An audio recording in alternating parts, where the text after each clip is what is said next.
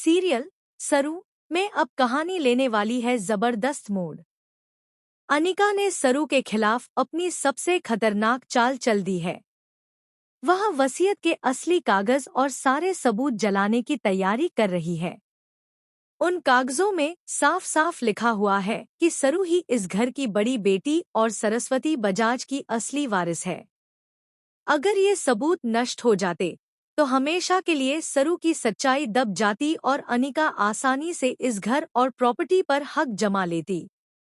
लेकिन किस्मत को कुछ और ही मंजूर होता है। ठीक उसी वक्त सरू वहां पहुंच जाती है और जैसे ही अनिका कागजों को आग लगाने के लिए लाइटर जलाती है, सरू पीछे से आती है और उसे जोरदार धक्का देकर कागज बचा लेती है।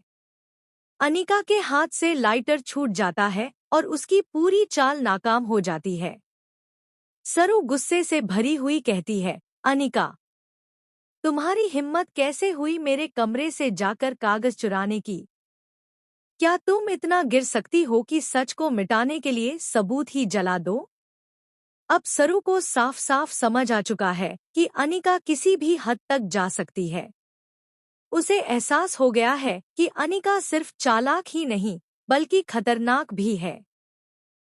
वह तुरंत अपने पिता चंद्रकांत के पास जाकर पूरी घटना बताती है।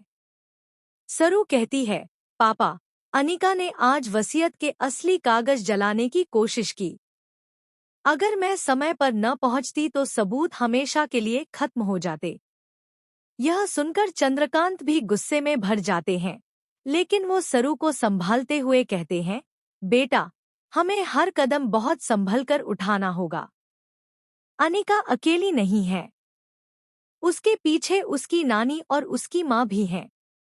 ये तीनों मिलकर हर वक्त यही सोचती हैं कि कैसे तुम्हें इस घर से बाहर निकाला जाए।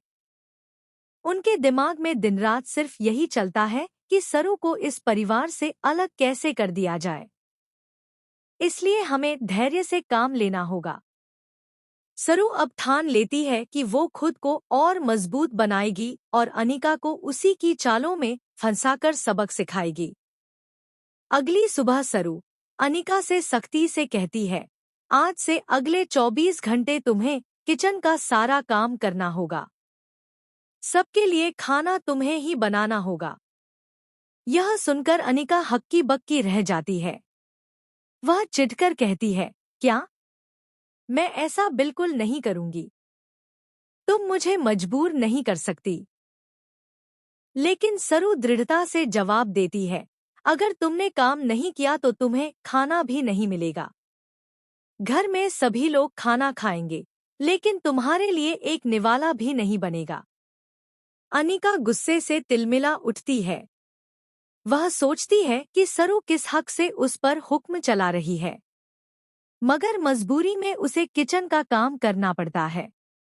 जैसे जैसे वो बर्तन धोती है और सब्जियां काटती है, उसका गुस्सा और भी बढ़ता जाता है। इसी बीच घर में एक और बड़ा मोड़ आता है। अन्नपूर्णा देवी की तबीयत अब बेहतर हो जाती है। उन्हें होश आने पर सबसे पहले यही दिखाई देता है कि सरू अनिका को काबू में कर रही है और उसे काम पर लगा रही है। यह देखकर अन्नपूर्णा देवी का दिल खुश हो जाता है।